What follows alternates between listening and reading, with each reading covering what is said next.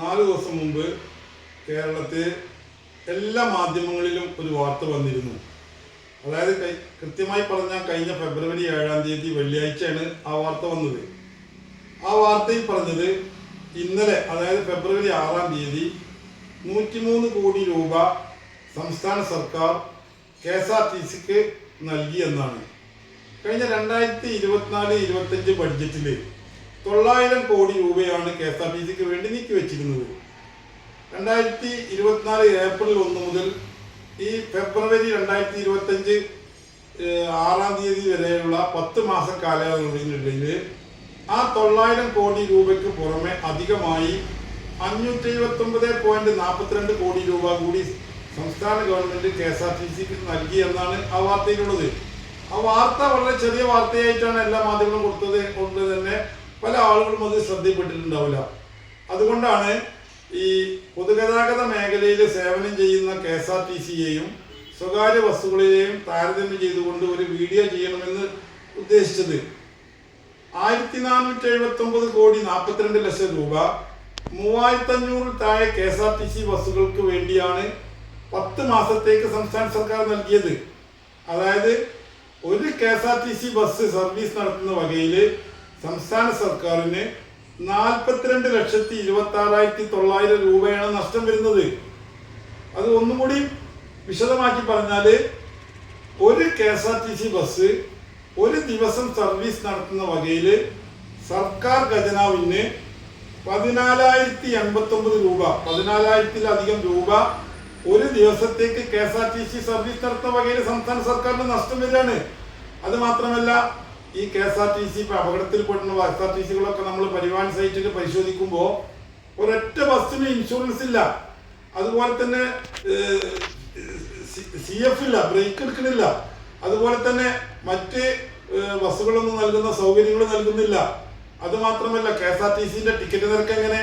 KSRTCയിൽ അധിക ബസ്സുകളും fast, super fast, express, Swift പോലുള്ള ഉയർന്ന ടിക്കറ്റ് നിരക്ക് ഈടാക്കുന്ന KSRTC ആണ്.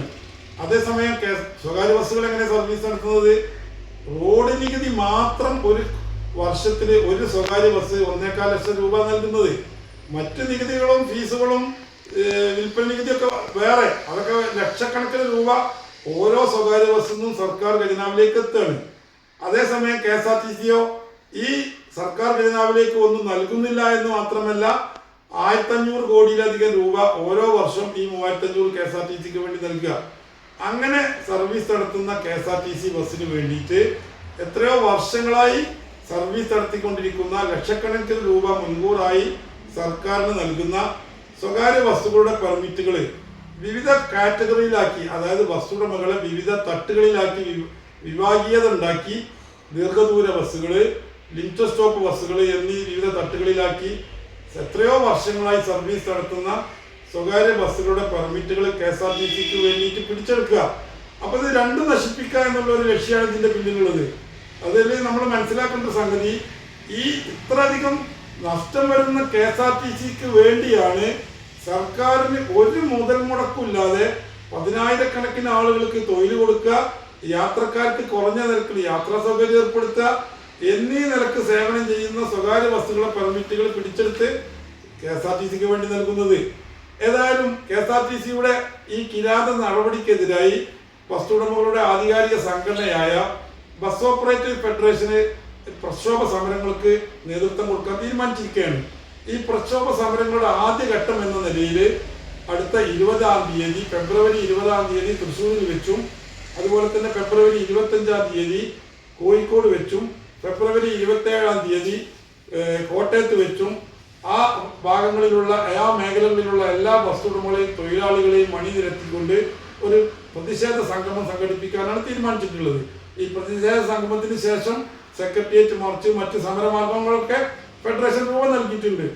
ഏതായാലും നമ്മുടെ കേരളത്തിന്റെ വികസനത്തിന് വേണ്ടി ഉപയോഗിക്കേണ്ട, അതായത് നമ്മുടെ റോഡ് നികുതിയായും വിൽപ്പന നികുതിയായും എന്തിനധികം പറയുന്നത് നമ്മുടെ ഒരു എന്താവശ്യങ്ങൾക്ക് വാങ്ങുന്ന ഒരു സോപ്പ് മുതൽ എല്ലാ സാധനങ്ങൾക്കും നാം നൽകുന്ന നികുതി പണം എടുത്തിട്ട് ഈ KSRTCയെ തീറ്റിപ്പോറ്റാൻ വേണ്ടി സംസ്ഥാന ഗവൺമെന്റ് ഇങ്ങനെ മുന്നോട്ട് പോവുകയാണെങ്കിൽ നാളുകളിലെ ഈ KSRTC കാരണം കേരളത്തിൽ വലിയ ഒരു കടക്കണിയിലേക്കാണ് പോകുന്നത്.